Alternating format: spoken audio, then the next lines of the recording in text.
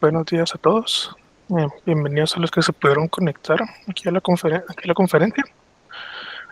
Es el día de hoy. Tendremos la conferencia de curso que tendrá el tema de información cuántica y computación cuántica. El conferencista es el doctor Giovanni Ramírez García. Actualmente es profesor en la Escuela de Ciencias Físicas y Matemáticas en la Universidad de San Carlos de Guatemala y ha estudiado diversos aquí ingenierías, másters y hasta doctorados de tema de física. También ha publicado diversos estudios y artículos sobre estos temas de mecánica y computación cuántica. Entonces, nos está haciendo el favor de compartir sus conocimientos aquí con nosotros. Entonces, dejo ahí la palabra. Gracias, Derek. Sí, la charla de hoy es sobre información cuántica y computación cuántica.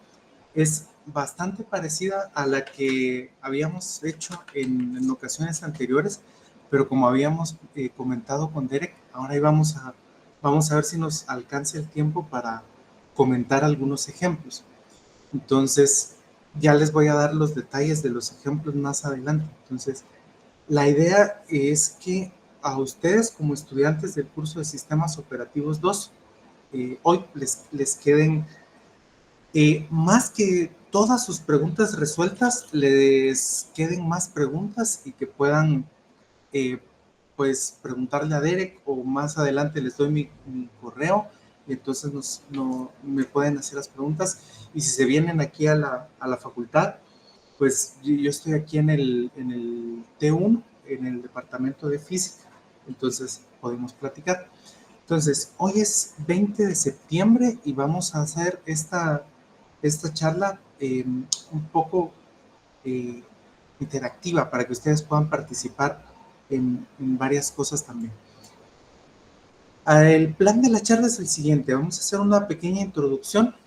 Ahí voy a comentarles un poco sobre qué es mecánica cuántica. Vamos a empezar desde ahí y después vamos a hablar de qué es información cuántica. Ustedes, como estudiantes de ingeniería en sistemas, creo que saben muy bien los temas de teoría de información clásica y la teoría de computación clásica. Entonces yo voy a valerme de que ustedes saben algunas de estas cosas para compararlas con la idea de información cuántica y de computación cuántica. Después vamos a ver algunos algoritmos y vamos a ver algunos detalles ahí. Empecemos con esto. En la física, la gente estamos muy acostumbrados a pensar en que vamos avanzando en saltos muy grandes, que viene una persona y que entonces da un aporte grandísimo a la ciencia, y entonces la gente pues ha hecho divisiones de esos saltos, escalones de esa evolución, los ha llamado las revoluciones en la física. El primero de ellos lo dio Newton. Antes de Newton, la materia no se consideraba, los griegos ya sabían que estaba formada por átomos, llamaban átomo a lo que ellos consideraban la parte más pequeña en la que se podía dividir la materia, pero hasta Newton empezamos a considerar la materia formada por partículas y empezamos a escribir ecuaciones para describir el comportamiento de esas partículas. Ya en el siglo XIX aparece Maxwell, que unifica la teoría electromagnética, el electromagnetismo que ustedes estudian en su curso de Física 2, de modo que ahora la materia también podemos explicarla como ondas. Podemos explicar el comportamiento de la materia como el comportamiento de ondas que interactúan unas con otras. Ya llegado el siglo XX, entonces podemos hablar de la revolución que plantea Einstein hablando de la relatividad. Hasta antes de esto, antes de Einstein, nosotros teníamos conceptos de relatividad, una relatividad que ya había estudiado Galileo en su momento, pero que seguían manteniendo esta idea newtoniana de las partículas, de la materia formada por partículas que estaban en un espacio y que el tiempo era algo más. Einstein unifica esa idea de espacio y tiempo y además la geometría y la interacción del espacio-tiempo junto con otro grupo de físicos y de matemáticos de principios del siglo XX. También a inicios del siglo XX aparece la teoría cuántica. Entonces, si saben un poquito de la historia, en el siglo XIX, Lord Kelvin había planteado algunos problemas que a él le parecían bastante interesantes, y para la solución de uno de ellos, que era la radiación del cuerpo negro, cómo era la radiación del cuerpo negro, hubo necesidad de crear una nueva teoría. Y esa nueva teoría se basaba en ideas que había establecido Boltzmann también en el siglo XIX, pero en 1900 Max Planck establece la solución de ese problema cuantizando la teoría. Entonces, esos cuantos que usa Max Planck para resolver este problema de muchos años atrás, también los utiliza Albert Einstein en otro problema, en la solución de otro problema que se llama el problema de el efecto fotoeléctrico. Entonces, la mecánica cuántica se va estableciendo a lo largo de toda esa parte del siglo XX.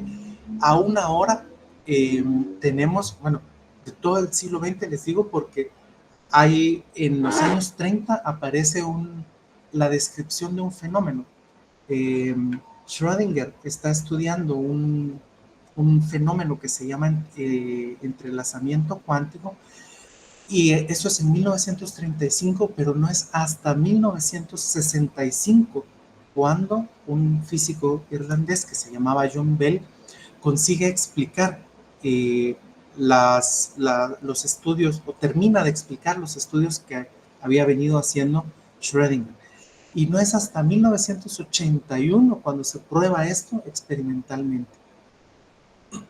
Y la confirmación de esto se sigue haciendo aún ahora de las pruebas de comunicaciones cuánticas que se pueden hacer. Entonces, estas son las 4 revoluciones de la física: la mecánica, el electromagnetismo, la relatividad y la teoría cuántica. Sin embargo, la gente ahora ha dado por llamar a la computación cuántica y a la información cuántica la segunda revolución de la cuántica. Entonces nosotros ahora, ya bastante empezado el siglo XX, estamos empezando nuestra segunda revolución de la cuántica. Luego vamos a hablar sobre algunos detalles, porque puede que en algunas ocasiones la gente tenga la idea de que con una computadora cuántica se puede romper los códigos de encriptación de RSA, y sí, se podría, pero no ahora, no en unos pocos años. O sea, todavía falta mucho tiempo para eso. Entonces, hablemos un poco de la mecánica cuántica. La mecánica cuántica es la mejor descripción que hemos construido como seres humanos sobre el comportamiento de la materia y de la luz. Estamos hablando de la materia como partículas, de lo que hacía Newton, de la luz como ondas, que estamos hablando del electromagnetismo de Maxwell, a una escala atómica y subatómica. Entonces, cuando estamos a estas escalas tan pequeñitas como las escalas atómicas, y más pequeñas aún como el núcleo del átomo, entonces también los efectos relativistas ya empiezan a aparecer. Entonces aquí estamos uniendo en esta teoría cuántica la parte de la descripción de materia, la descripción de onda y la descripción relativista. No hay no hay una teoría cuántica que pueda incluir todavía la gravedad, porque la gravedad es una fuerza muy, muy grande en objetos que son muy grandes, pero en objetos que son tan pequeñitos como los átomos, pues no afecta tanto. Entonces, esta teoría esta teoría de la unificación que se quiere hacer en física, de las teorías que describen la materia, pues todavía no se puede hacer del todo. ¿Qué es lo que estudiamos con la mecánica cuántica? Pues describimos propiedades de moléculas. Las moléculas son grupos de átomos. También las propiedades de átomos y de los constituyentes de esos átomos. Entonces, en esta imagen que está aquí a la derecha, podemos ver que hay electrones. A ver, aquí se podría señalar con esto. Esto. Entonces, aquí hay electrones que están aquí. Aquí en el centro está el núcleo atómico, en donde viven los protones y los neutrones. Luego, podemos describir también qué pasa adentro del núcleo y cómo se comporta el núcleo. Y después podemos ir tan adentro que podemos estudiar cómo se comportan las partículas que forman a los protones y a los neutrones. Entonces, ¿a qué vamos a aplicar esto? Pues, como les había comentado, lo venimos aplicando desde el estudio de la radiación del cuerpo negro, que fue el problema que se planteó en el siglo XIX y que Max Planck consigue explicar. El cuerpo negro es este objeto que está aquí. Esto que está rayado es la pared, o la pared del objeto. Y nosotros lo que hacemos es que lanzamos un rayo de luz para acá y este empieza a rebotar y queremos ver que, dadas las condiciones de este objeto, cómo va a ser la radiación que sale de este objeto en función de la temperatura. Nosotros podemos ir cambiando la temperatura de este cuerpo negro y entonces vamos a ver comportamientos como estos. Entonces, podemos explicar también el modelo atómico. No sé si han seguido o si siguieron alguna vez la historia del modelo atómico.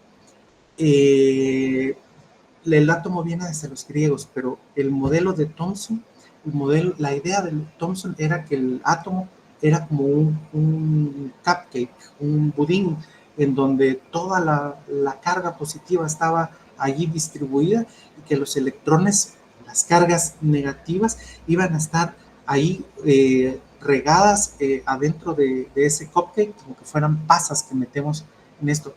La mecánica cuántica nos permitió evolucionar de eso a un modelo adecuado, a un modelo en donde ya en el centro del átomo se encuentran ubicadas las partículas que son los neutrones y los protones.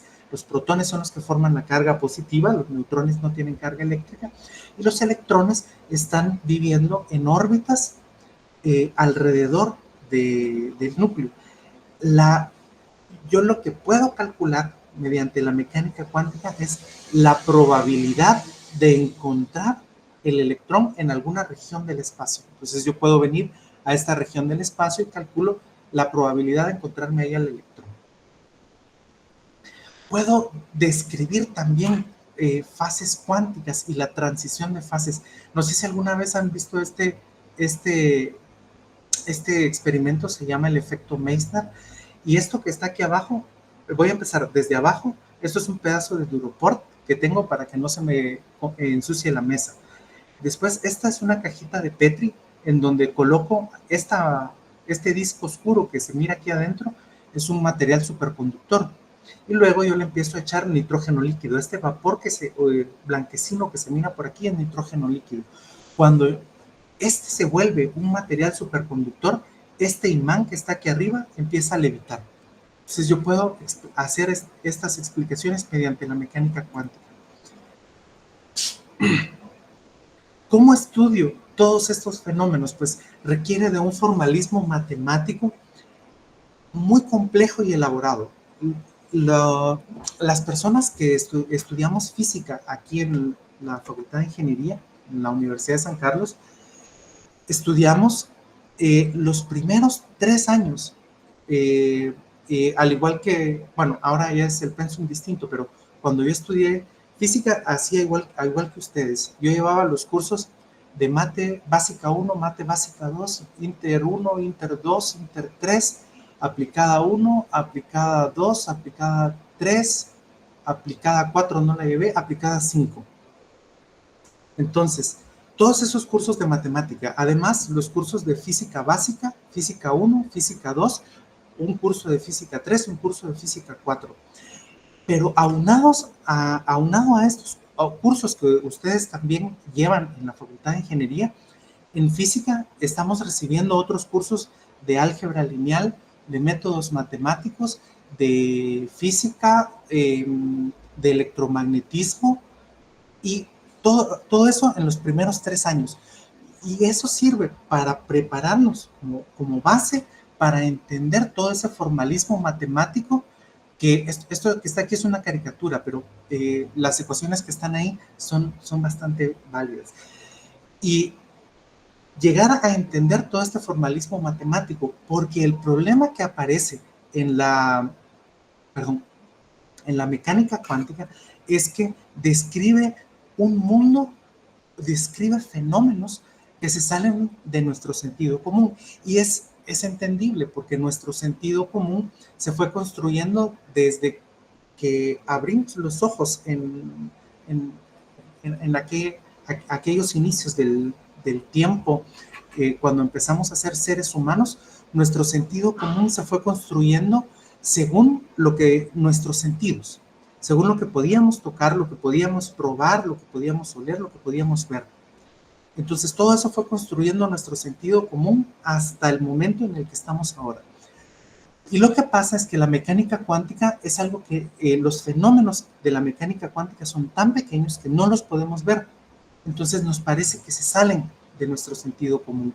Entonces nosotros tenemos que tener un entrenamiento adecuado en matemáticas y en física para poder calcular y entender que a partir de la matemática que estamos encontrando, qué es lo que significa físicamente. Entonces, ¿por qué queremos entenderlo? Pues primero, porque describe correctamente la naturaleza microscópica, así que si nosotros lo que queremos es entender a la naturaleza, tenemos que entender mecánica cuántica. Y hay muchas preguntas abiertas. Por ejemplo, esto que está aquí son los materiales superconductores. Aquí en la vertical está la temperatura y aquí el año. Y están los años en los que hemos ido descubriendo materiales superconductores. Y solo es por decir algo, los materiales superconductores nos interesan porque no tienen resistencia eléctrica. Podemos pasar corrientes eléctricas tan grandes y esos materiales no se van a calentar. Así que nos permiten construir electroimanes muy grandes para hacer campos electromagnéticos muy fuertes. La idea de la computación cuántica, pues también queremos hacer mecánica cuántica y queremos entender la mecánica cuántica para poder hacer computación cuántica. Ya que la mecánica cuántica nos permite describir correctamente a la naturaleza, pues entonces podemos describir las formas en las que se organiza esta naturaleza. Estos que están aquí son nanoestructuras, son nanotubos de carbono que a mí me permiten hacer muchas cosas. Y yo creo que se habrán topado más de alguna vez que se encuentran algo a lo que ya le agregaron fibras de carbono o nanotubos de carbono para hacerlo más resistente, para hacer esto o para hacer lo otro. Hay muchas preguntas abiertas todavía. Por ejemplo, las explicaciones que tenemos para hacer caos cuántico, ¿ya? Entonces, los fenómenos cuánticos que les había comentado antes son muy extraños para nuestro sentido común, pero los podemos probar matemáticamente y los podemos probar experimentalmente. Uno de ellos es la dualidad onda-partícula. Hay una cantidad de energía a partir de la cual a mí me conviene más explicar el comportamiento del electrón como una partícula, y hay hay un nivel de energía a partir del cual a mí me conviene más explicar el comportamiento del electrón como una onda. Yo puedo cambiar de una a otra en función de la energía que tenga. El principio de incertidumbre es otro. Estábamos acostumbrados a que si queríamos medir una cantidad, nosotros podíamos invertir tanto dinero como tuviéramos para poder hacer mediciones más precisas cada vez. En mecánica cuántica ya no podemos hacer eso. Tenemos pares de medidas que se vuelven duales, que cuando yo gano precisión en la medición, en esta medición azul que está aquí, por ejemplo, entonces yo pierdo precisión en esta medida anaranjada y no puedo pelear contra eso. Otro fenómeno cuántico muy importante es la cuantización de la energía. Nosotros estamos acostumbrados en nuestro mundo clásico a que nosotros podemos poner a un sistema en el nivel de energía que nosotros querramos. Podemos subir y bajar de manera continua entre el nivel más bajo y el nivel más alto. Mientras que los sistemas cuánticos están limitados a dar saltos discretos, a una discretización de la energía. En cuanto al efecto túnel, nosotros tenemos un efecto que es por lo menos maravilloso. Imagínense que nosotros somos un electrón y que vamos corriendo contra una pared y que existe una probabilidad que no es nula de que nosotros atravesemos esa pared. A nivel macroscópico no se puede hacer, no se vayan a lanzar contra las paredes porque si no van a creer que en la facultad los están volviendo locos con tanta tarea en el curso de Sistemas Operativos 2. Pero esto funciona con los electrones. De hecho, podemos construir dispositivos. No sé si alguna vez han escuchado sobre los diodos. Hay unos diodos que se basan en el efecto túnel para poder funcionar. Podemos construir microscopios. Esto que está aquí en la figura es un microscopio que está tratando de entender cómo están organizados los puntos de materia que están, los átomos que están aquí. La interacción electrón-materia se vuelve muy importante en estos casos. Nosotros podemos lanzar un haz de electrones sobre una muestra y vamos a tener diferentes tipos de radiación. Por ejemplo, vamos a tener rayos X que podemos utilizar para hacer placas de rayos X si nos hacemos una fractura o algo.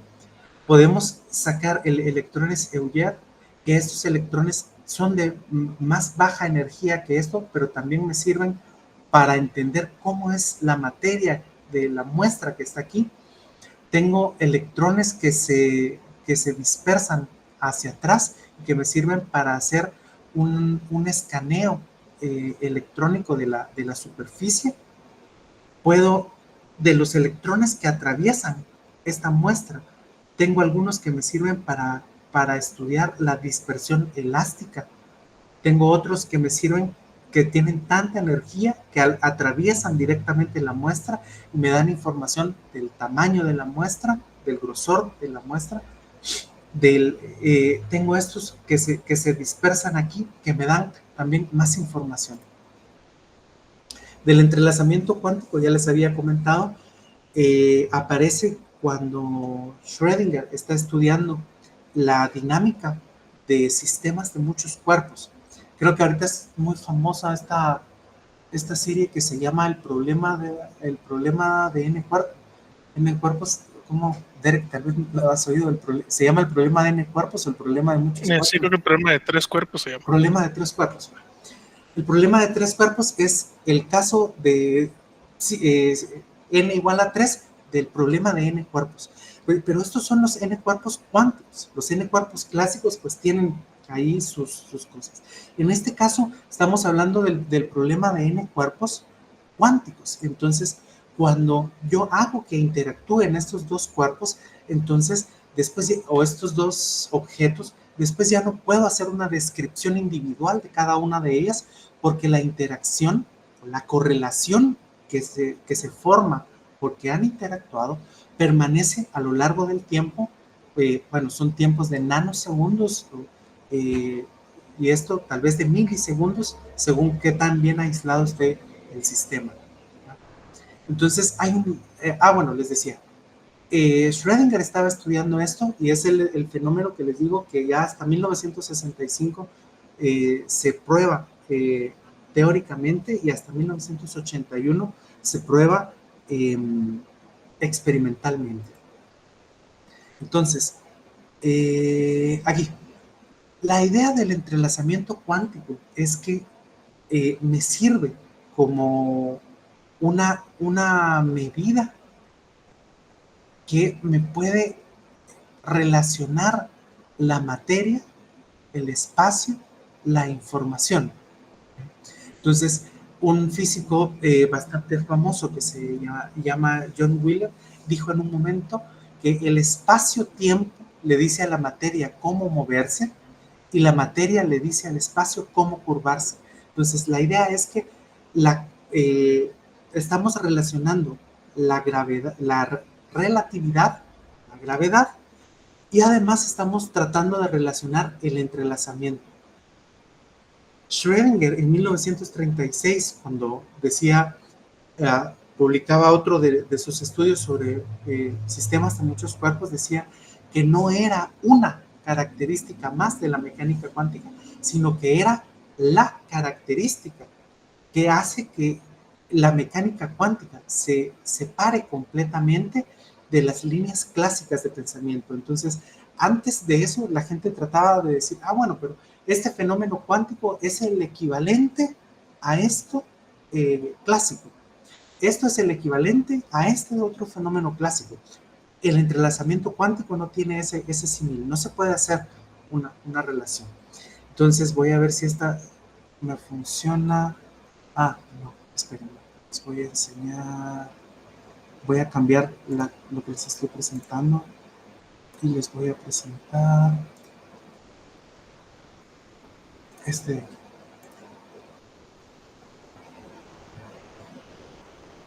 Entonces, cuando yo empiezo a hacer, esto lo podía poner pausa, aquí, bueno, ya no me decía. Entonces, conforme se va llenando, se va oscureciendo esta barra horizontal que está abajo, estoy haciendo más entrelazamiento. Entonces, cuando hay poco entrelazamiento, son dos partículas. Las partículas se relacionan de dos en dos, las que están aquí. Cuando aumenta el entrelazamiento, esos dos pares se relacionan entre sí. Y cuando hago más, esos cuatro pares se relacionan entre sí. Entonces, cuando vamos haciendo esto, actualmente hay una propuesta para tratar de relacionar la mecánica cuántica o la teoría cuántica que vive en esta superficie que está encerrando aquí, en donde están estas partículas, y en el centro aparece una dimensión que se suele llamar una dimensión una dimensión extra que aparece aquí la teoría que vive en estas. Aquí hay dos dimensiones, en la superficie de un cilindro hay dos dimensiones, pero en esta otra dimensión que se forma aquí, ya se completan las tres dimensiones para formar una teoría gravitacional en tres dimensiones, que es como tenemos, es una propuesta que hay para tratar de unificar las ideas de mecánica cuántica con las ideas de gravedad. Entonces, hablemos un poco sobre teoría de información. La entropía es una medida de información. Vamos a ver por qué. Entonces, este señor es un físico que en 2012 decía esto, haciendo la broma como el huevo y la gallina, decía, ¿quién fue primero, la física o la información? Y entonces, la idea es que vamos a relacionar la idea de información, la idea de teoría de la información, con las ideas de física. Entonces, en 1924, Nyquist hace la relación para tratar de entender cuánto ancho de banda se necesita para transmitir información y establece una relación como esta, ¿sí? M es mi mensaje, K es un número que yo voy a buscar y entonces el logaritmo de esa probabilidad, bueno, Nyquist no le llama probabilidad, pero la idea de ese mensaje multiplicado por esa constante que voy a buscar, pues me da la cantidad de ancho de banda que necesito. En 1928, Hartley relaciona y dice que esa información es una cantidad medible. Entonces yo ahora voy a medir la cantidad de información aquí. Esta es la idea de Hartley, es que la cantidad de información, la voy a llamar S, y otra vez aparece el logaritmo multiplicado por otra constante n. Entonces, en 1940, Alan Turing hace un análisis estadístico de la generación de símbolos. Esto tal vez lo vieron en la película esta se llamaba El Código, se me olvidó, pero en donde sale Alan Turing rompiendo el código de la máquina ENIAC en la Segunda Guerra Mundial. Pues eso era un trabajo que había hecho Alan Turing sobre el análisis estadístico de esta generación de símbolos. En 1948, Shannon establece las ideas de la base, y la base de la teoría matemática para cuantificar todo esto. Toma todas las ideas de Nyquist, Hartley y Turing para establecer la teoría de la información. Y en 1960, Landauer, un físico, estos eran algunos ingenieros electrónicos, otros matemáticos, otros físicos. Landauer era un físico que establece que cualquier información con representación física debe estar integrada en los grados de libertad de un sistema físico. Es decir, relaciona la información con la física. Entonces, la teoría de la información estudia esas tareas de cuantificación, el procesamiento, almacenamiento, transmisión de información y cómo se puede hacer esto usando sistemas físicos. Entonces, si los sistemas que utilizo son sistemas clásicos, pues estoy procesando, almacenando y transmitiendo información clásica. Si utilizo sistemas cuánticos, entonces voy a hacer información cuántica con ellos. A ver, ¿dónde va? Sí, bueno, entonces, esa es la idea para hablar sobre información cuántica.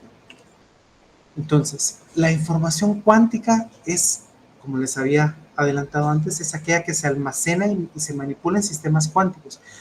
Y a la unidad básica de información cuántica la llamamos un qubit.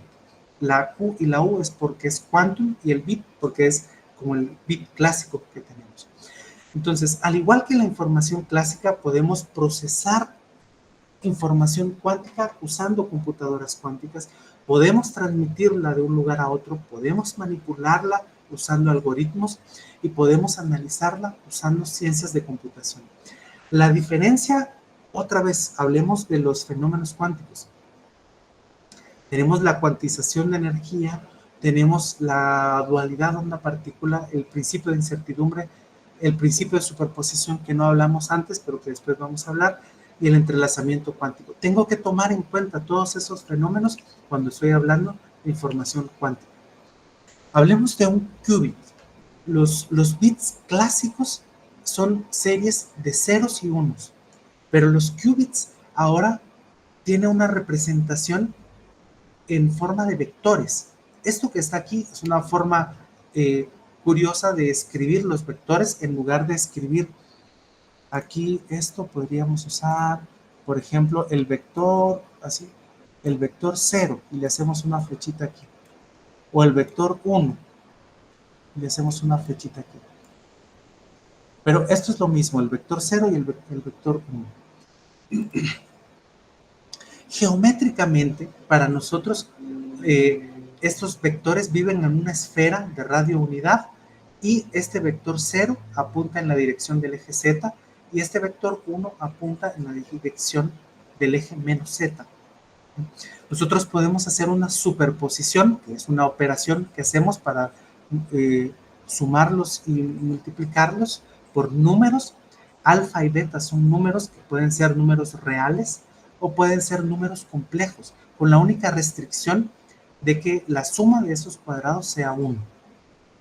Entonces, nosotros vamos a representar un estado cuántico mediante esta operación.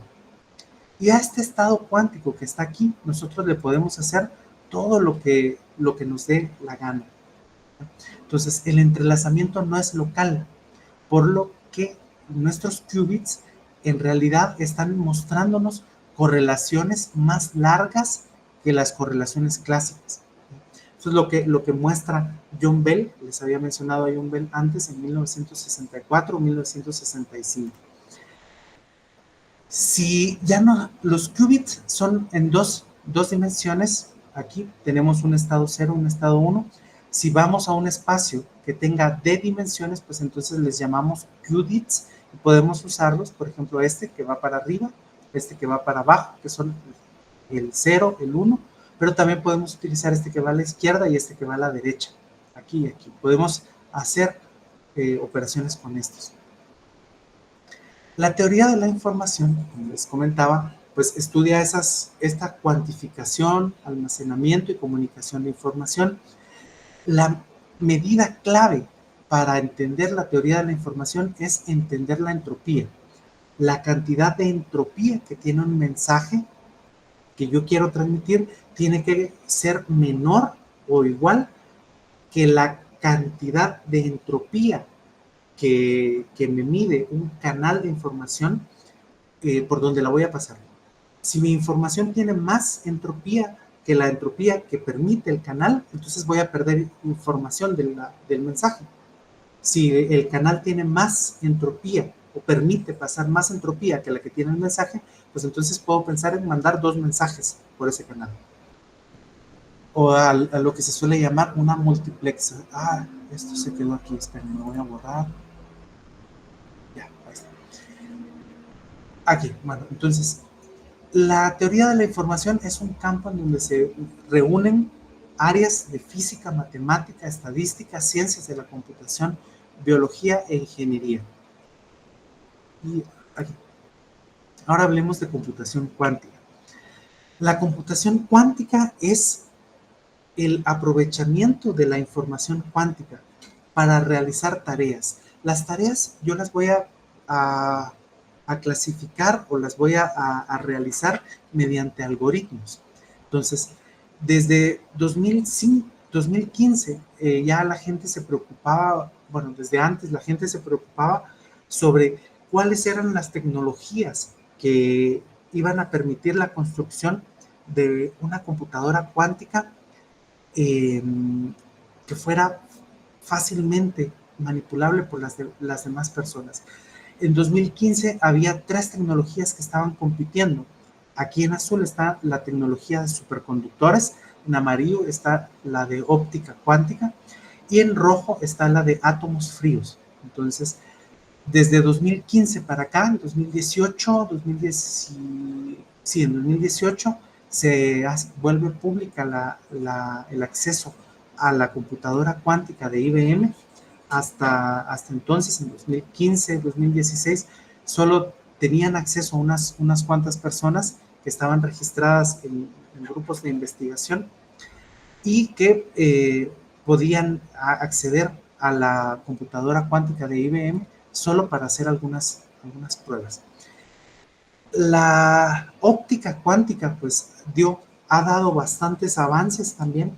Sin embargo, el desarrollo de materiales superconductores ha tenido mucho avance y los circuitos superconductores han avanzado mucho desde 2015 para acá.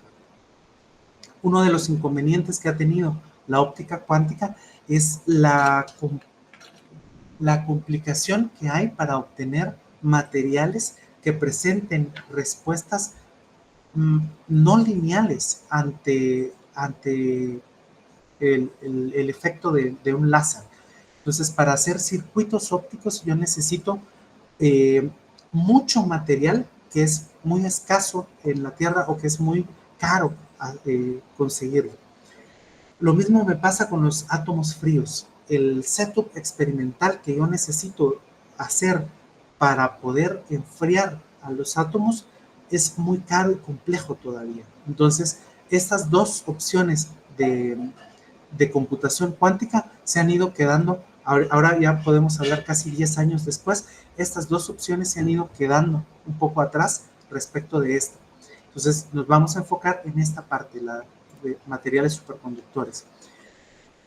Cuando yo quiero entender cómo se comportan o cómo voy a almacenar esos qubits en mis sistemas físicos, usando superconductividad, yo puedo utilizar uniones de Josephson. Las uniones de Josephson son estos materiales que están aquí en rojo y en azul, son materiales superconductores y que, como aquellos que les expliqué que producen levitación magnética, pero aquí los quiero configurar de otra forma. Esta forma de horqueta que tienen aquí cada uno de los dos materiales me sirve para poner un material aislante, es este material amarillo que está aquí, y entonces ahora yo pongo un imán para tratar de provocar el efecto Josephson aquí, que es una separación en la corriente eléctrica. Por un lado se van a ir unos electrones y por el otro van a regresar los agujeros que van dejando estos electrones cuando se van de aquí para acá. Esos agujeros van a ir viajando de aquí para acá. Podemos entender la corriente eléctrica como una corriente de cargas negativas que van aquí viajando en una dirección y una corriente de los espacios positivos o de los espacios que van quedando de esos electrones. Entonces, esos flujos se pueden cuantizar y entonces la cuantización de esos flujos me permite hacer qubits de flujo o puedo hacer qubits con la carga que tengan, la cantidad de carga que tengan, puedo hacer qubits con la fase que lleven estos, si llevan una fase o si van en contrafase. En los circuitos ópticos yo puedo utilizar qubits de polarización. La polarización de onda, creo que se han dado cuenta alguna vez si usan lentes oscuros y por ejemplo, no, piensen en cuando van a estas pantallas de cine en 3 dimensiones y que les dan unos lentes especiales para que ustedes miren. Entonces, hacia un ojo les están mandando información polarizada o luz polarizada de una forma y que puede ser vertical y en el otro ojo les están mandando luz polarizada de forma horizontal y es su cerebro el que se encarga de construir la imagen tridimensional. Pero eso es algo a lo que estamos haciendo. Entonces, nosotros podemos jugar con la polarización de la luz para construir estos qubits. En las trampas de átomos fríos, como les había dicho antes, el setup es bastante complejo porque yo necesito 3 láseres colocados en los ejes y necesito 3 espejos y lo que pongo aquí es un átomo y cuando el átomo se intenta mover en esta dirección, yo disparo este láser para reducir su velocidad y si se mueve hacia atrás, le disparo al espejo para darle al láser y reducirle su velocidad en este eje. Y hago lo mismo en todos los ejes hasta que el átomo ya deja de moverse. Cuando deja de moverse, como la idea que tenemos de temperatura es que está relacionada a la energía interna de un sistema, la energía interna de un sistema que no se mueve es muy baja, entonces la temperatura es baja. Uno de los problemas que hay, y aquí ya estamos hablando de los qubits para hacerlos, es que cuando yo puedo hacer mi sistema, y entonces no sé si han visto las botellas estas que son térmicas, botellas aisladas, cuánto tiempo dura el agua fría ahí o el agua caliente. Yo no puedo construir un sistema que esté completamente aislado. Va a haber intercambio de energía con el entorno. Por lo menos estos, hasta que no le rompamos el empaque, pues no se sale la materia, no se sale el agua. Pero por lo menos la temperatura el calor sí está interactuando con estamos perdiendo o ganando calor del entorno. Y entonces a esa unión de mi sistema cuántico con el entorno es a lo que llamo de coherencia. Y esto hace que mis qubits puedan vivir únicamente cuestión de microsegundos, ¿ya?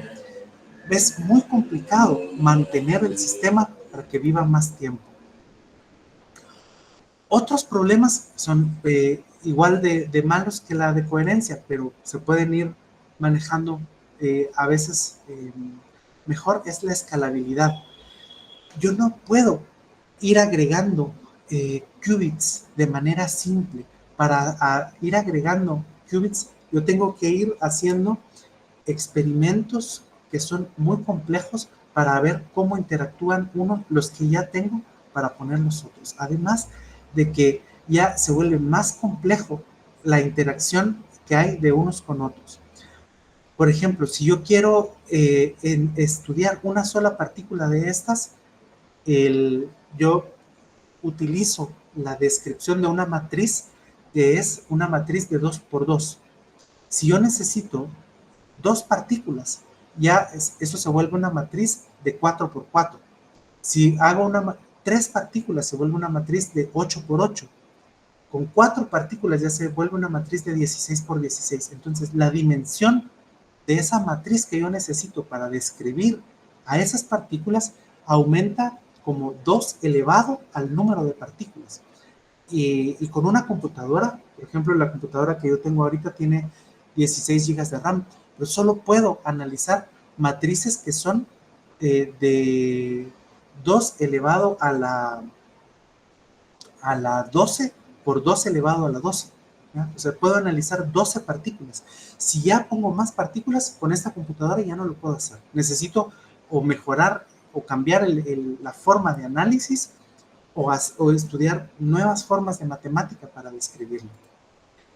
Los estados iniciales. Yo tengo un problema porque la computadora cuántica de IBM suele empezar fijando los valores iniciales a 0. Yo tengo que partir desde 0 para construir los estados que yo necesito.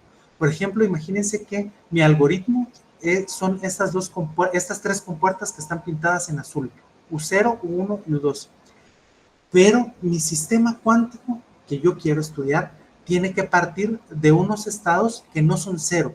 Entonces yo tengo que agregar estas otras compuertas que están aquí para modificar el estado inicial para poder empezar a trabajar con ellas. Pero el problema que tengo es la cantidad de error que agregan estas compuertas que yo estoy agregando. Entonces, al no tener los estados iniciales que yo necesito, entonces agrego error. La velocidad de medida es otro gran problema que aparece. Imagínense que yo tengo un arreglo de esta forma, como el cuadrado. A ver, lo voy a hacer aquí con esto. Como esto es rojo, lo voy a verde, lo voy a poner rojo. Yo tengo este esquema que está aquí, ¿ya? Entonces, cuando yo lo mido, voy a medir esto. Y entonces aquí, pues aquí no hay mucho problema, yo soy capaz de distinguir este punto que está aquí.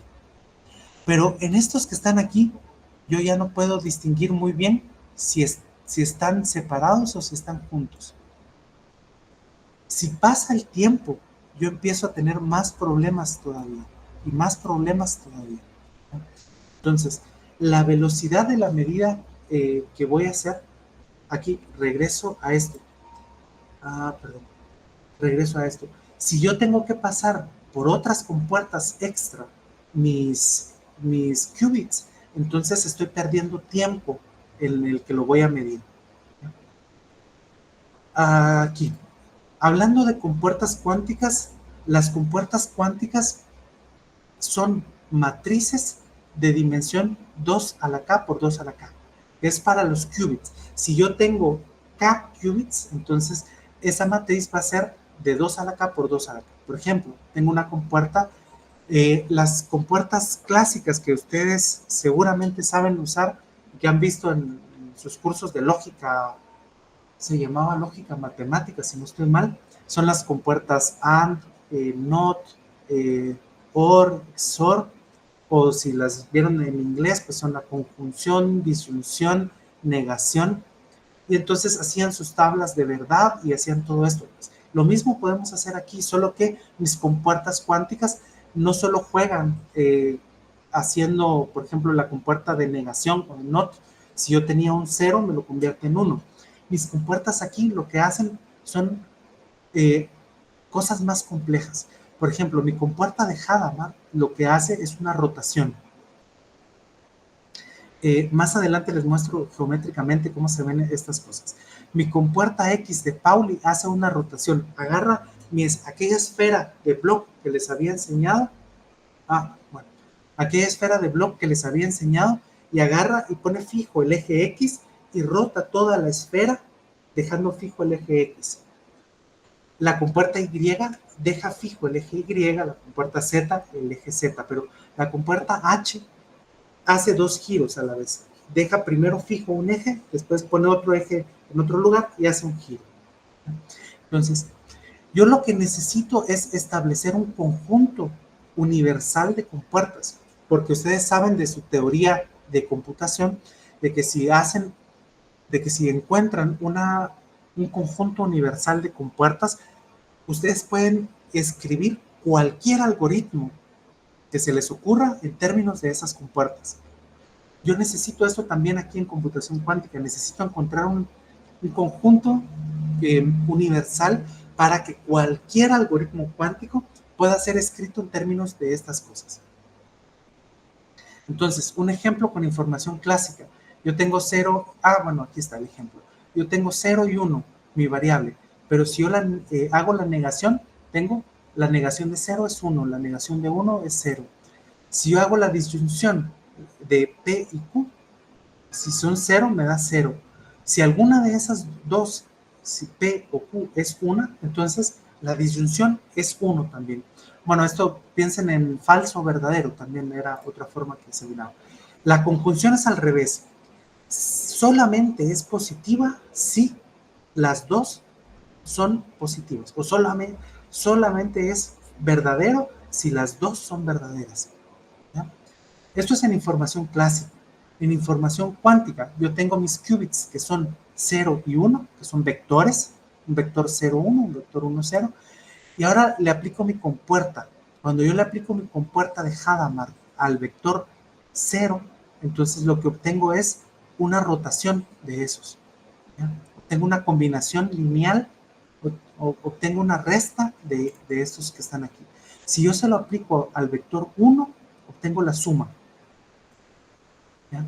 Y entonces con esto es con lo que yo quiero hacer estas superposiciones que están aquí. En este caso, alfa vale 1 sobre raíz cuadrada de 2 y beta vale menos 1 sobre raíz cuadrada de 2.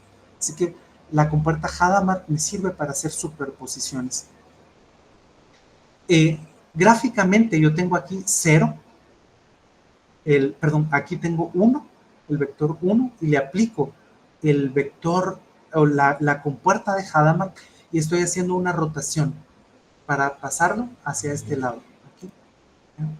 Si tengo un 0, estoy haciendo una compuerta, le aplico la compuerta Hadamard y estoy haciendo una rotación que me lo pone sobre este eje.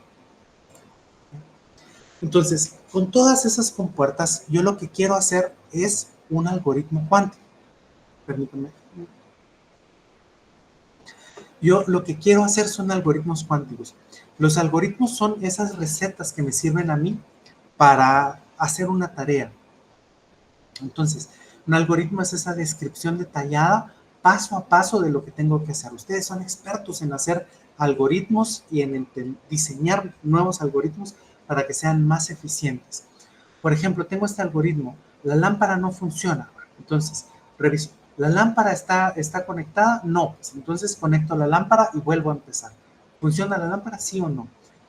Si la lámpara está conectada, ¿se habrá quemado la bombilla? Sí. Pues entonces lo reemplazo, compro otro y no. Si no se ha quemado, pues entonces me compro una nueva lámpara. Esa es una tarea sencilla, ¿no? Los algoritmos clásicos manejan la información clásica. Entonces, por ejemplo, podemos hablar de la criba de Eratóstenes, es aquel algoritmo que nos sirve para saber si unos números son múltiplos de otros. Y cuando termino de hacer la criba de Eratóstenes, me encuentro con los números que son primos. Ordeno los números en un cuadrado, por ejemplo, de 10 por 10, y ya tengo los números hasta 100. Y digo, bueno, quito el 1. Después, dejo el 2. El 3 lo dejo también. Ahora, el 4 es múltiplo de 2, entonces lo quito. El 5 lo dejo. El 6 es múltiplo de 2 y de 3, pues lo saco. Y hago todo eso hasta que llego a 100 y me quedo, la criba de Eratóstenes me da como resultado esos primeros números 100, esos primeros 100 números primos. ¿Ya? El ordenamiento de burbuja, que es el que está aquí, por ejemplo, los algoritmos clásicos, hay algoritmos para ordenamiento y ustedes son expertos en algoritmos de ordenamiento y de búsqueda, y entonces el algoritmo de burbuja pues no es la cosa más eficiente, pero tiene un dibujo bonito, así que les puse aquí, estos son números que quiero ordenar, y aquí empiezo a hacer las comparaciones, y las comparaciones que sean necesarias hasta que los números están ordenados. Ahora, los algoritmos cuánticos son algoritmos, la definición de un algoritmo cuántico es que usan por lo menos una propiedad cuántica. Esa propiedad puede ser, por ejemplo, la superposición o puede ser el entrelazamiento. Mis algoritmos cuánticos toman, esto está basado en los circuitos cuánticos que genera uno con la máquina cuántica de IBM, y toma como valores iniciales el qubit 0. Aquí estoy poniendo la compuerta de Hadamard en 0 para volver este qubit entrelazado con otro. Esta que está aquí es la compuerta CNOT y yo la voy a usar para entrelazar estos dos que están aquí. Esta es la compuerta, bueno, perdón, esta no es compuerta, esta es una medida en Z. Yo quiero medir, agarro mi esfera, perdón que regrese así, agarro mi esfera y mido si el qubit está apuntando ahí, en la dirección Z. Aquí me va a decir que no. Si hago la medida en esta, me va a decir que no. No me va a decir que está, bueno, perdón, en este, si mido en Z, me va a dar un número negativo, porque está apuntando en menos Z. Si mido en este, me va a dar 0, porque él está apuntando en otra dirección. Si mido en este, me va a dar 1, porque está apuntando en la dirección de Z. Pero si mido en este, me va a dar 0, porque está apuntando en otra dirección. ¿Ya? Entonces, esta es la medida en Z. Yo puedo medir en cualquiera de los ejes, en X, en Y y en Z. El problema que tengo con las mediciones cuánticas es que una medición de un estado cuántico hace que el estado se destruya. Entonces yo no puedo hacer tantas mediciones como quisiera. ¿Ya? Entonces, eso es una propiedad que también se utiliza para hacer comunicaciones cuánticas. Si yo tengo a ver, voy a intentar hacer un dibujo. Aquí. Si yo tengo a una persona A que se quiere comunicar con una persona B,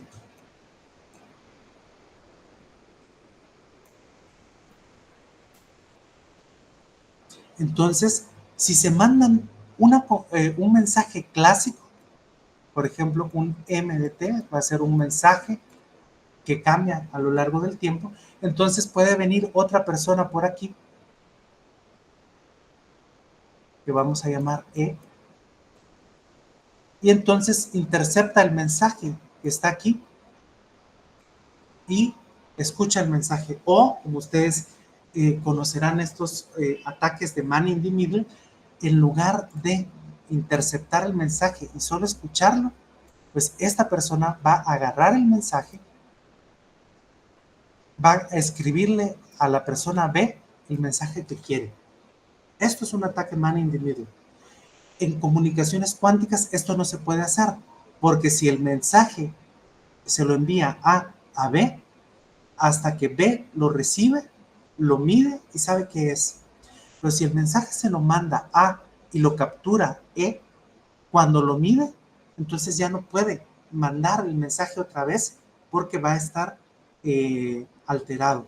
Bueno, ustedes saben que uno tiene que agregar ciertas claves aquí para proteger el mensaje y que la gente pueda, por ejemplo, lo más básico es hacer un CRC, una suma de paridad para ver que el mensaje haya llegado bien, que no se hayan perdido aquí en el canal de comunicaciones, que no se hayan perdido bits o que no se hayan alterado bits.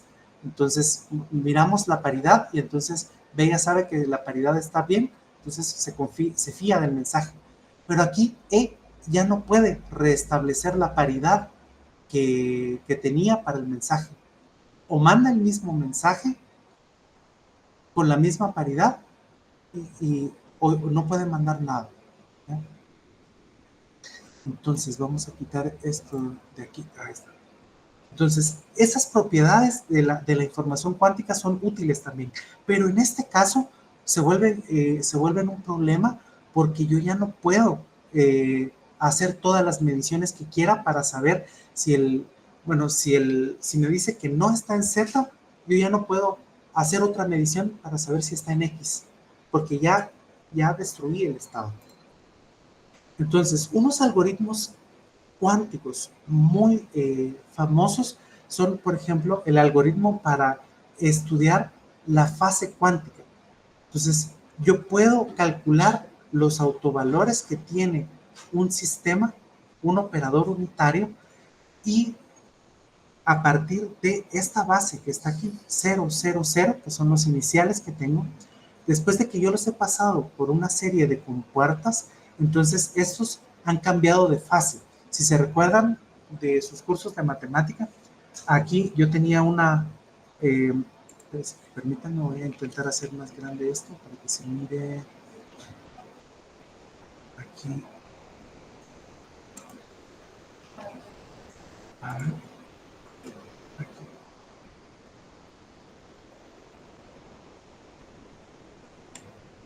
Para que se miren mejor. Entonces, yo tengo aquí estoy alterando esto. ¿Se recuerdan que les dije que podía pensar también en ciertas ideas como ondas? Las fases son propiedades que tienen una onda. Tengo la magnitud o la amplitud aquí, que es 1. Entonces, la amplitud no se va a afectar a partir de todas esas compuertas que yo le ponga. Pero lo que sí se va a afectar es la fase. Se va a atrasar un poco, se va a adelantar un poco. Y para poder cuantificar esa fase, entonces yo puedo utilizar este algoritmo que se basa en la medición aquí de un segundo registro para medir las fases que van a ir llevando cada una de ellas. Ahora, ¿qué pasa con esto? El problema es que una de las, si yo quiero poner, permítanme, hay una musiquita ahí, ¿verdad? Bueno, perdón, es lo que les decía, que aquí en el laboratorio a veces se escucha no solo el ruido del laboratorio, sino que también se escucha el ruido del parqueo del T1 o de la calle aquí afuera. Pero entonces, nosotros podemos estudiar estas fases que están aquí, pero si nosotros queremos agregar si nosotros queremos saber la fase que tiene estos qubits que están aquí, yo necesito a veces utilizar más del doble de qubits para no solo estos registros que tengo aquí, sino que los de este otro registro para poder medir. Entonces, es un algoritmo maravilloso porque me permite encontrar cómo varían las fases, pero es un algoritmo que es caro computacionalmente. ¿Sí? Si, por ejemplo, ahorita hay máquinas de las computadoras cuánticas que tiene IBM, hay computadoras que tienen, por ejemplo, 76 qubits, pero yo tengo que utilizar la mitad de esos qubits para un segundo registro. Además, si quiero hacer otras pruebas, entonces tengo que quedarme con menos de la mitad. Es que al final yo tengo computadoras muy pequeñas todavía. Otro algoritmo que es bastante famoso porque pueden hacerse la factorización de números enteros es este algoritmo de Shor. Entonces yo necesito, puedo empezar desde qubits 0, como tengo aquí, después aplico las compuertas de Hadamard para entrelazar esos qubits y después voy a aplicar estas compuertas. Necesito un qubit extra de control para estas compuertas que están aquí. Y entonces así, pues parece bastante bien, pero después necesito utilizar el algoritmo de esta es la transformada de Fourier cuántica, esto, pero es la transformada inversa. Una vez que ya haya hecho todo esto, si yo les aplico la transformada inversa de Fourier cuántica a estos qubits, entonces ya puedo medir cuáles son los factores primos del número que yo estoy codificando aquí. Con las computadoras cuánticas que tenemos actualmente, esto se puede hacer para números tan grandes como números de 2 dígitos, por ejemplo. Podemos factorizar números de 2 dígitos, ¿sí? Con las computadoras que tenemos ahora. Si estudian un poco sobre criptografía para entender cómo es el algoritmo de RSA, entonces van a saber que eso se basa en la factorización de números que son números enteros que son tan grandes como quieran ser. O sea, 256 dígitos si quieren ponerle a un número entero, y matemáticamente eso es un problema difícil. Computacionalmente, con la computación clásica es un problema imposible de resolver, y con la computación cuántica se podría resolver, pero no con la computación cuántica que tenemos actualmente, no con el estado en el que se encuentra la computación cuántica actualmente. Tenemos otros algoritmos, por ejemplo, tenemos un problema que se basa en funciones de distribución. Ustedes estudiaron análisis probabilístico y estudiaron funciones de distribución de Poisson, funciones de distribución la función de distribución binomial, la función de distribución normal, y entonces algunas de esas funciones de distribución nos interesan en física porque nos sirven para muestrear, para entender el comportamiento de unas partículas que llamamos bosones. Los fotones de la luz son de este tipo de partículas bosónicas. Nos interesa hacer la suma de Gauss, unos algoritmos para hacer la suma de Gauss. Pues con la computación cuántica podemos avanzar mucho en la suma de Gauss. Podemos hacer el algoritmo de Gruber para hacer búsquedas en bases de datos no estructuradas, pero con la computación, el nivel de el avance que tiene la computación cuántica a este nivel, todavía no les van a dejar una tarea en sus cursos de bases de datos que utilicen el algoritmo de Gruber todavía, ¿no? Todavía falta mucho tiempo para eso. El algoritmo de conteo cuántico, pues es un algoritmo de una generalización para el problema de búsqueda. Así como en computación clásica les interesa hacer una búsqueda en un árbol binario, si tienen suerte, y si no en una base de datos no estructurada, en el peor de los casos, la generalización de ese problema de búsqueda en física importa porque nosotros podemos asociar las características de muchas partículas o entender las características de esas muchas partículas como una base de datos no estructurada. Queremos hacer búsquedas para saber, hacer preguntas. ¿Se comporta esta partícula como con esta propiedad? ¿Sí o no? ¿Se comporta esta partícula como esta propiedad? ¿Sí o no? Pero en el peor de los casos no podemos hacer esa búsqueda binaria, ¿ya? Entonces tenemos que hacer una búsqueda sobre o algo equivalente a una base de datos no estructurada. Ahora vamos a ver los códigos. Y a ver, mientras yo busco esto, voy a cambiar y ahora solo es una pestaña. Empecemos por este algoritmo que está aquí. Bueno, no importa, no lo vamos a correr porque no quiero tardarme mucho. Cuando uno aprende a programar, lo primero que hace es hacer un programa que se llame Hello World. Así que este es el programa Hello World que suele enseñarse cuando uno hace computación, computación cuántica en la máquina de IBM. Entonces, aquí hay dos partes. En la primera parte vamos a hacer un programa básico y lo vamos a correr. Lo vamos a correr en algo que se llama Quantum Processing Unit. Esto es el equivalente a la CPU. Esta es una QPU. Entonces, ahora, el problema es que para la segunda sección, la segunda parte del programa, tendríamos que correrlo en una máquina cuántica que sea muy grande. Entonces, no vamos a correrlo todavía aquí. Entonces, vamos a correr este Hello World. Aquí, este es en la versión 1.1.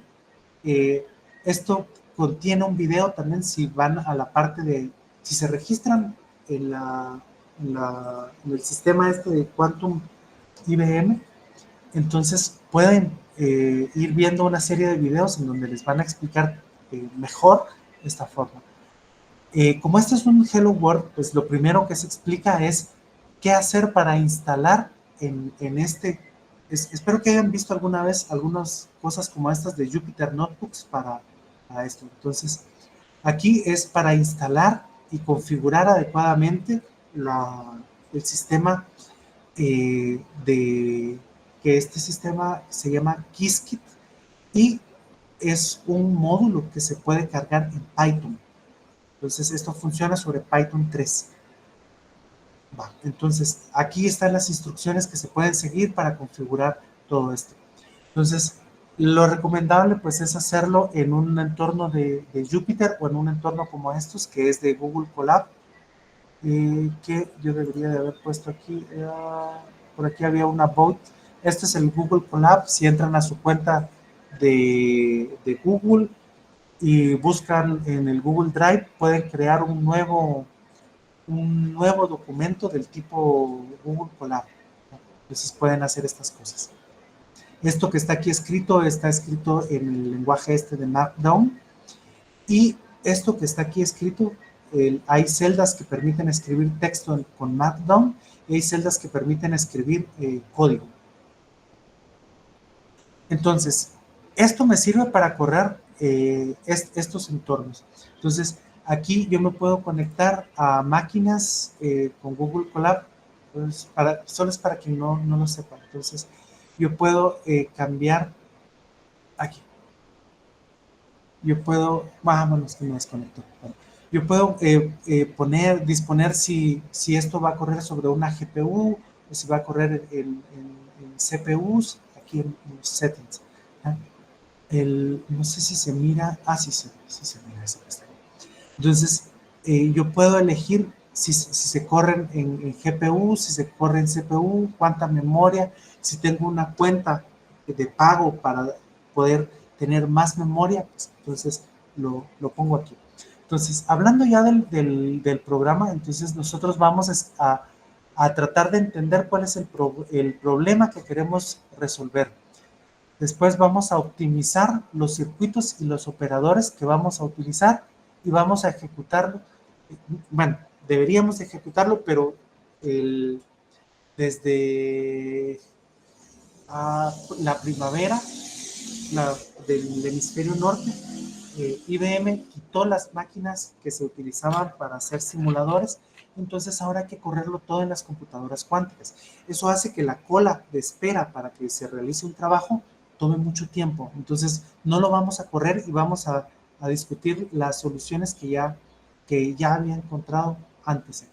Y después pues vamos a analizar, vamos a analizar el resultado. Entonces, el paso 1. En un programa, nuestros circuitos cuánticos son la forma de representar las instrucciones. Yo tengo un programa cuántico, al igual que un programa clásico, es un algoritmo. Yo voy a representar mis algoritmos como pasos discretos que tienen que ir haciéndose de manera secuencial. Aquí en la computación cuántica es igual. Entonces, esos operadores clásicos que voy a utilizar eh, hacen ciertas tareas y me dan ciertos resultados. Mis operadores cuánticos representan los observables que yo puedo medir. ¿Se recuerdan que les hablé de la medición? Que solo puedo hacer una medición al final. Entonces, cuando creo un circuito, usualmente utilizo este objeto que se llama Quantum Circuit. Entonces, ustedes saben hacer programación orientada a objetos y pueden hacer muchas cosas con esto. Quantum Circuit es un objeto y cada uno de los métodos que tiene dentro sirven para hacer varias cosas. Entonces, este código va a hacer un circuito que produce un par de Bell. Un par de Bell es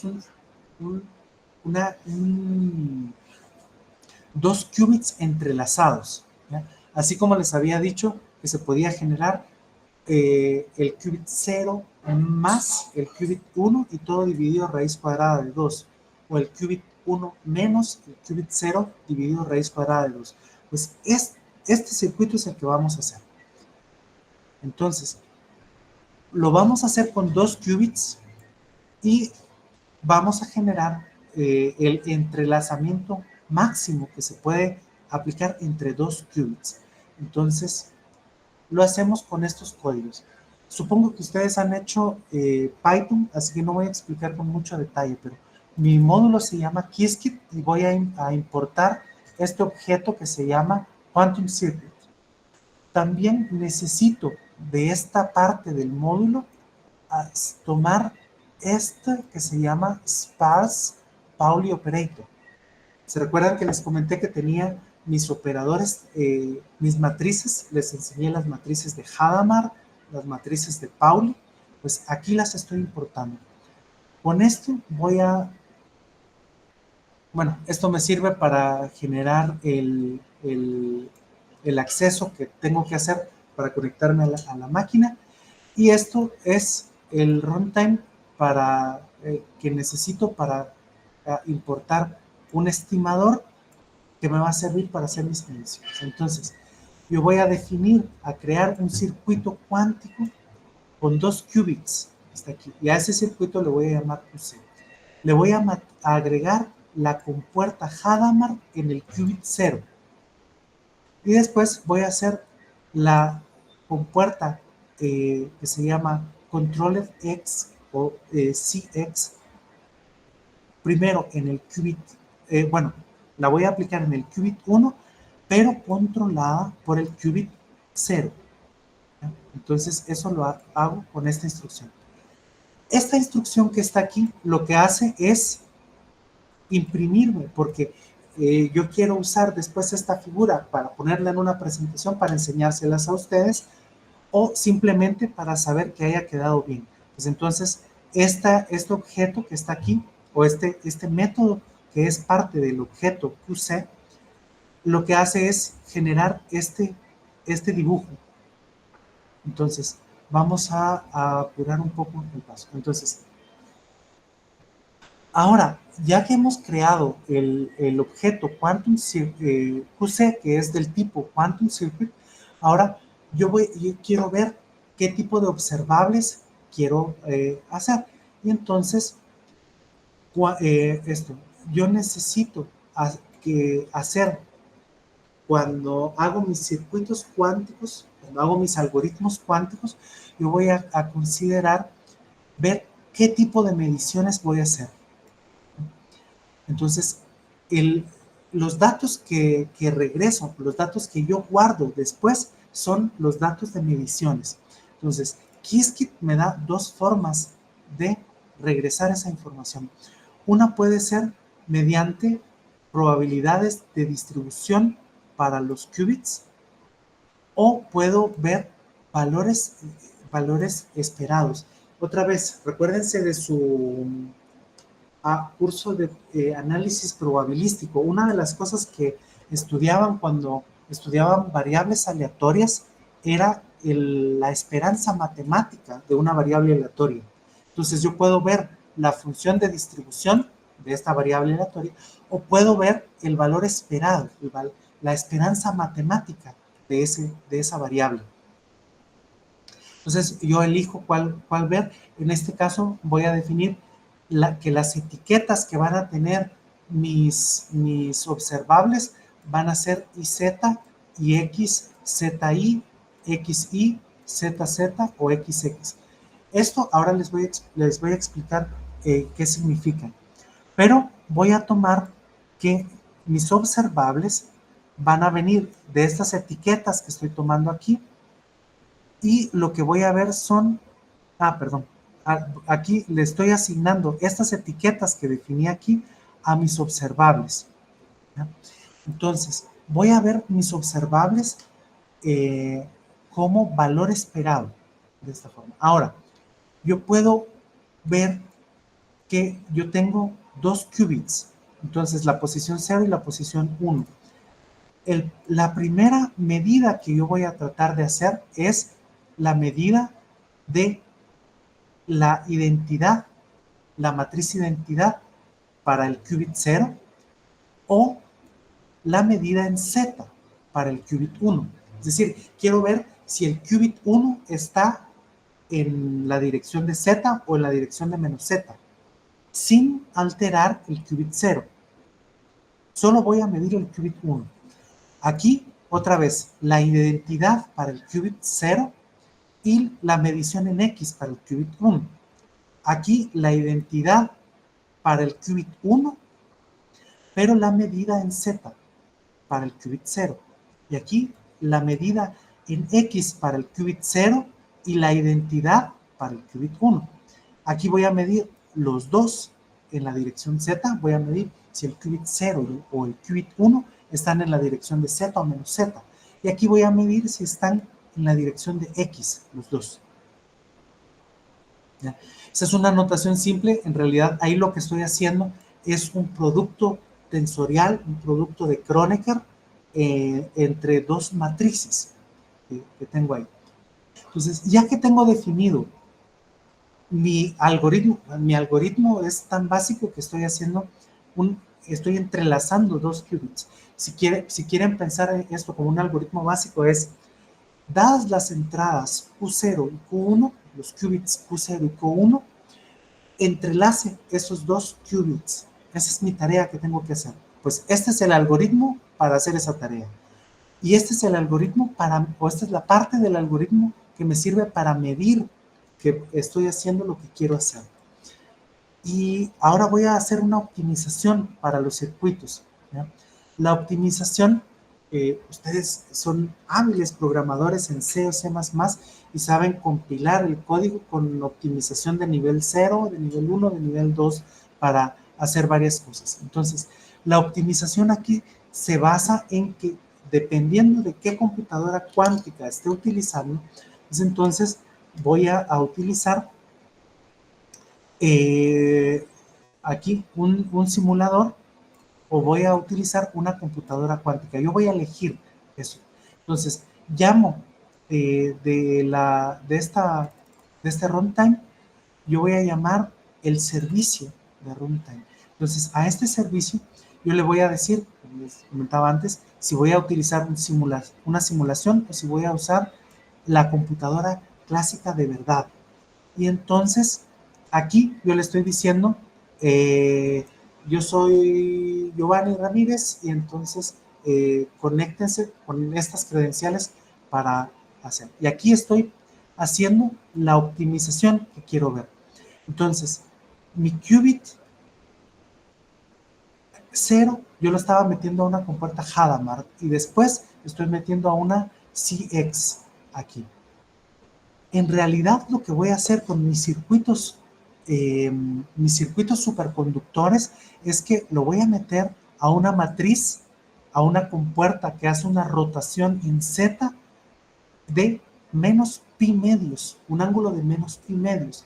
Después lo voy a meter a una matriz, a una compuerta de Pauli, mientras que Q1 voy a hacer una rotación en la dirección de Z pero esa rotación es de menos pi medios. Esta es una rotación de menos pi, esta es una rotación de menos pi medios. Después ambas entran a una compuerta X, y después esta la regreso una rotación en la dirección, dejando fijo el eje Z, pero la rotación la voy a hacer de menos pi.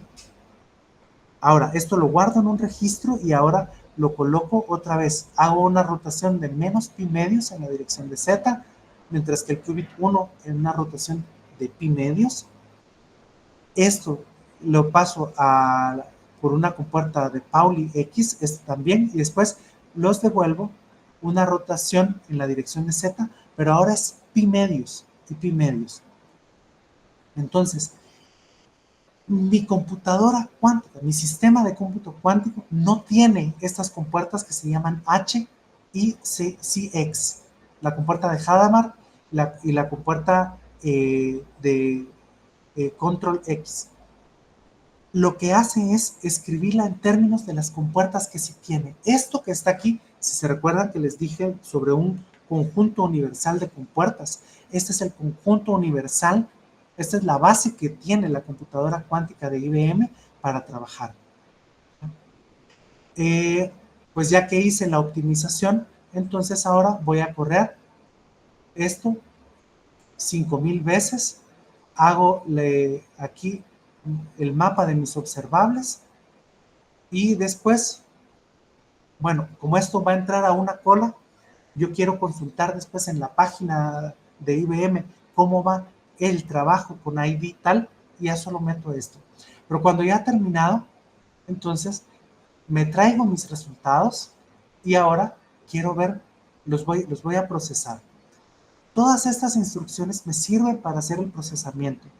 Yo necesito hacer estas operaciones, perdón, sí, no sé por qué se quedaron separados así, pero estas operaciones me sirven para hacer el análisis estadístico que yo quiero hacer, para preparar mis salidas para hacer el análisis estadístico.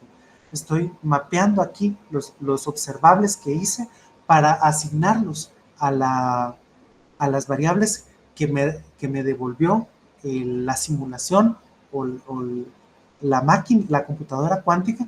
Entonces los quiero mapear con los observables que yo quería ver. Y ahora empiezo a hacer el análisis. Esto ya es más local.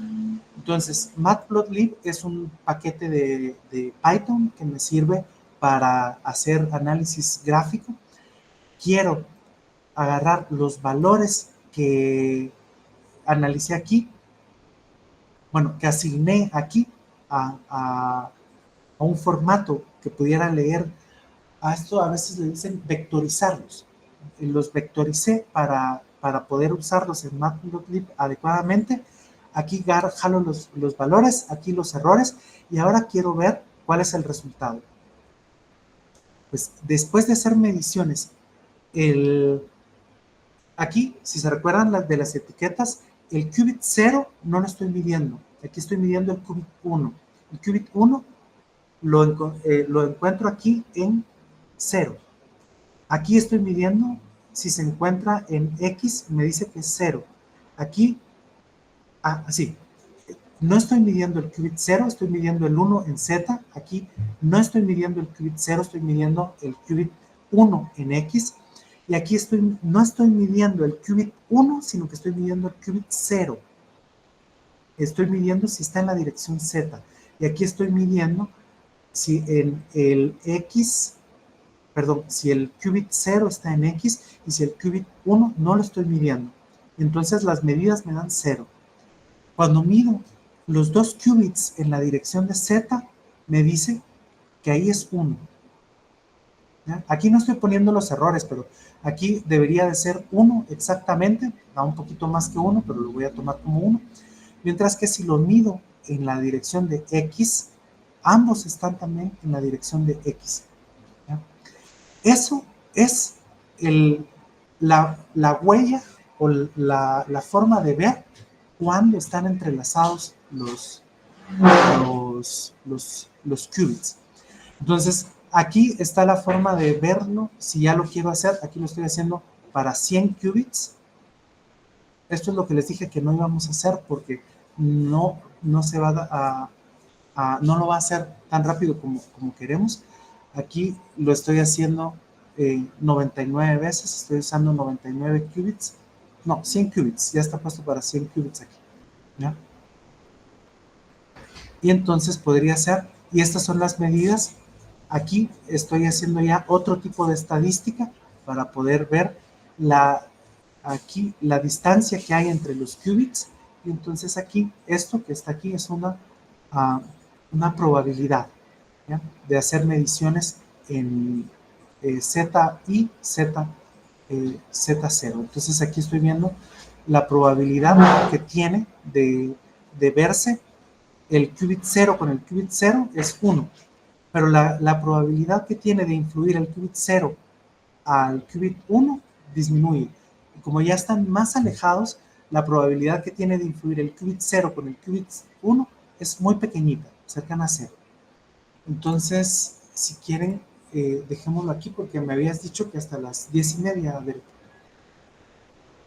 Pero si todavía le falta, creo que termine. No, yo creo que con eso Ah, podemos parar ahí y entonces les comento unas cosas que quería hacer antes de terminar. Entonces, ya que vimos a ver, la parte de los códigos en Google Colab, si tienen dudas, no me va a dar tiempo de hacer muchas preguntas, pero aquí al final les pongo mi correo y me pueden escribir. Esto. Entonces, vámonos a unos comentarios finales. ¿Qué necesitamos para estudiar información cuántica y computación cuántica? Pues tenemos todos los ingredientes teóricos. Necesitamos ingenieros.